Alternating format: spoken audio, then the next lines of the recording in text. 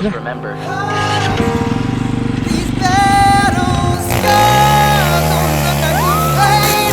don't look like they're ever gone away. They ain't never gonna change. These battles. Growing up I had a dream, something no one else could see.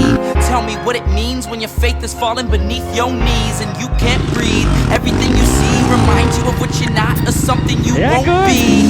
You gotta take what you're given, that's how we live it. Don't be mad at the system, it's simply how we've existed.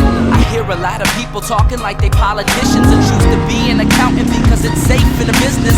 Not because they wanna do it, just because they heard it pays. And who the fuck wants to be poor knowing that's how we've been raised? Society is getting heavy, I can feel the weight. The pressure of success is like 100 million pounds of shame. And that's the reason I'm staying up late, trying to find a way to escape the stereotypes. This day and age is making me feel like the only way I'll be happy is getting signed to a label and making money through rapping. I wanna share my emotion because this world is attacking the very principle of life that lets the people be happy.